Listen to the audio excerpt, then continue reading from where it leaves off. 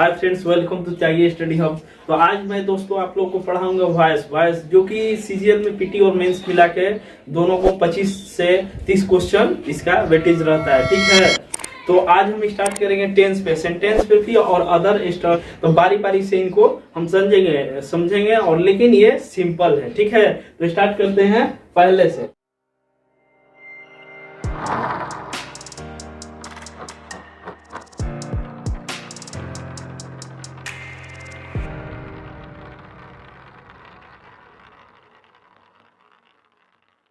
Present indefinite tense. तो present indefinite तो जो रहेगा वो रहेगा, आप लोग टेंस जानते ही होंगे, लेकिन इसका पैसिव फॉर्म बनाने के लिए ये होता है डॉट डॉट ऑब्जेक्ट का सब्जेक्ट कर देते हैं या सब्जेक्ट का ऑब्जेक्ट कर देते हैं। उसके बाद प्रेजेंट इंडेफिनिट में पैसिव फॉर्म में एम इज आर सब्जेक्ट के अनुसार वर्ब का प्रयोग होता है। उसके बाद वर्ब 3 हो जाता है और उसके बाद प्लस बाई करते हैं। उसके बाद सब्जेक्ट का ऑब्जेक्ट कर देते हैं। ठीक है, जैसे आई हेल्प यू, तो क्या हो गया, ये एक्टिव वॉइस हो गया, हेल्प हो गया वर्ब 1। तो ये क्या है, प्रेजेंट इंडेफिनिट है, इसका वॉइस होगा क्या होगा, एक्टिव वॉइस हो गया। इसका पैसिव में चेंज करेंगे तो ये ऑब्जेक्ट है तो इसको सब्जेक्ट करेंगे तो यू हो जाएगा।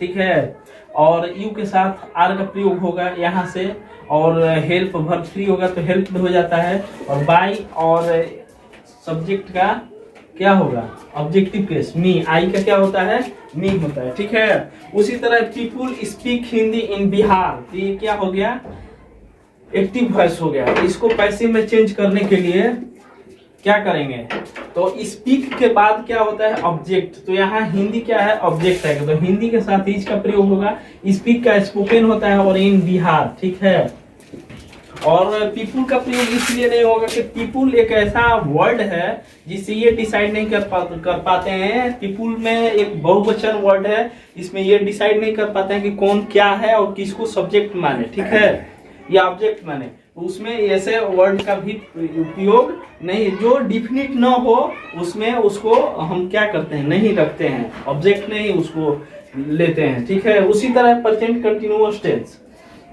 Passive form.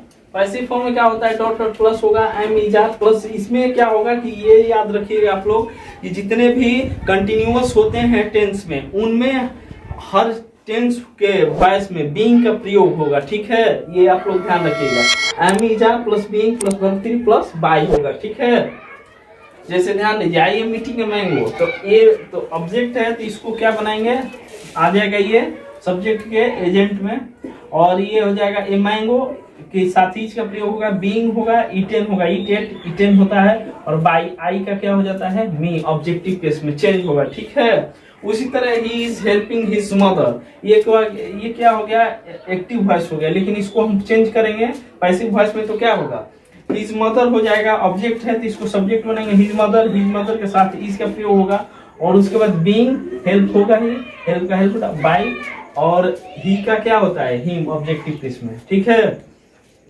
उसी तरह तीसरा है प्रेजेंट परफेक्ट टेंस। तो प्रेजेंट परफेक्ट में ये ध्यान रखना है कि जितने भी प्रेजेंट परफेक्ट टेंस हैं उनमें क्या होता है कि एक स्टेज आगे का क्या होता है, उसमें बीन का प्रयोग हो जाता है एक्स्ट्रा, यही होता है।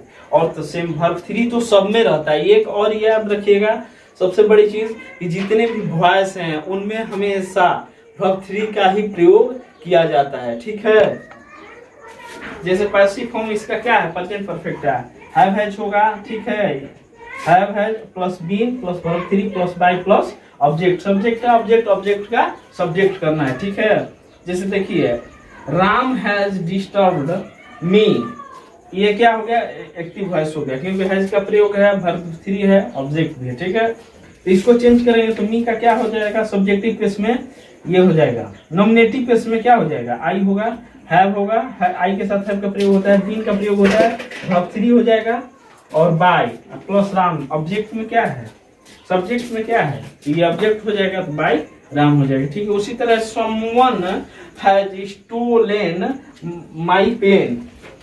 ठीक है, तो यहाँ माय पेन है ऑब्जेक्ट, तो माय पेन होगा, उसके बाद माई पेन के साथ क्या हैज का प्रयोग होगा, बीन होगा, और स्टोलन होगा, समवन नहीं होगा, क्योंकि ये डिफिनिट नहीं कर पाता है कि कौन है क्या है।